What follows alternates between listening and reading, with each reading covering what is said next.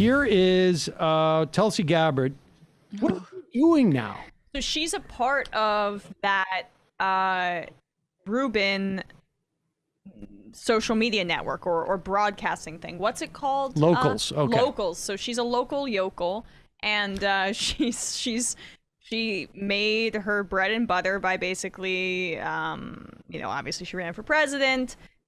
Couldn't she Many get of on us Fox started to News or notice- something like that? Yeah.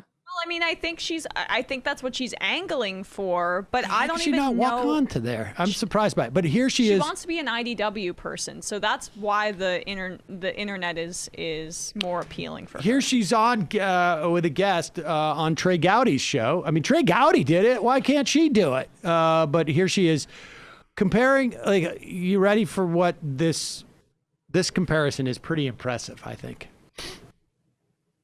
Of this foundational principle of our democracy. It means that in a cancel culture, you have some people who believe that they are special, that they are superior, that they have the power to be able to shut down those who have ideas and views that are different, who may follow a path that they deem to be the wrong path, and will therefore say, nope, we're going to place obstacles in front of you, we're going to silence certain voices so that only those who agree with us in the path that we deem to be right is the one that is before you to choose.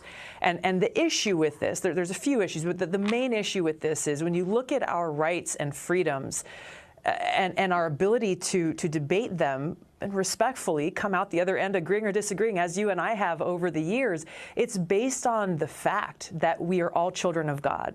And recognizing that, we then treat each other with respect and respect this freedom that we have. So let's look down the path and say, okay, well, where does this cancel culture lead us? You see the final expression of cancel culture in Islamist terrorist groups like ISIS and Al-Qaeda. Oh, God. Here we go. Who basically go and behead Bring those in the who Hindu are nationalism, they deem to please. be It was infidels about time. or heretics in order to silence them, in order to protect others from being misled by those heretical ideas in the eyes of an ISIS or Al-Qaeda. And so when we look at cancel culture here at home, we see those efforts to cancel or silence those that they don't want the people to hear from, those who may offer a different idea. Just loves the than, sound of her voice. The one that those in power want people to see or to hear. What do you think or to Trey's be thinking about? exposed to. Just like, and so this ugh, is I had tuna yesterday. What should I have? I'm sorry, but like, you gotta wonder if 9/11 happened in the year 2021, would we be like, oh my God, Al Qaeda tried to cancel America? You're trying to cancel us. She has modeled her political, and it is hard to even fathom that one human being would do this, but her new political brand off of Dave Rubin. She sounds like Dave Rubin. It's circular talk. There's a shoehorning of God into there, because even though Dave left TYT under the pretense of, like, we weren't atheists in the correct way, or wasn't, right? And we should be more critical of Islam. That's exactly what she's doing. She wants to be Dave Rubin. And so now she's in his little media empire, and she's just taking her tips from him. And it's like, there's nothing here. It's just mimicking Rubin. That's something somebody would want to do. The only valid point that she has is the fact that Brendan has been going around rounding up the descendants of Theodore Geisel, who's Dr. Seuss, for public executions. That's the only thing that has any valid point. But the idea that this is the fascinating thing about the cancel culture stuff. I mean, there are instances where people are accused of things that they're not doing, and that is bad. And social media has excesses. That is bad.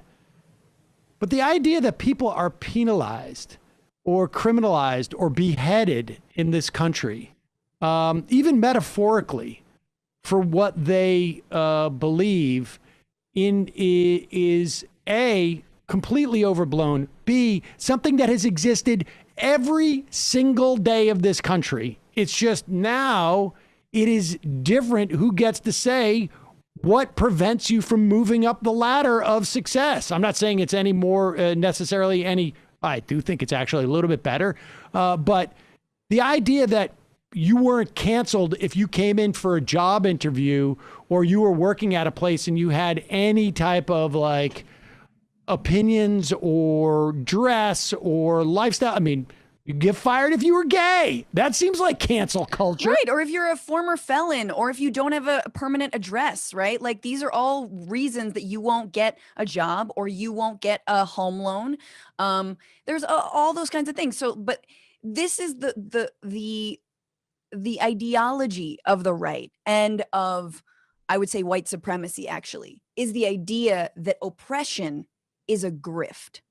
That they see oppression, and Republicans have grilled it into voters' minds, that are things like affirmative action, things like Medicaid, things like welfare, anything like that. All of this is a grift. And so that they want on the grift gravy train. They want to be oppressed too. So cancel culture is a way for white people or men or, sexual assaulters to be like, yeah, you're coming for me. You're coming for me because I see oppression as like a gravy train. So this is, again, and this is why a lot of people are being like, white men are being radicalized by this, because they actually see equality as some sort of kind of, as like their oppression. Their yoke to bear is racial and economic equality and gender equality.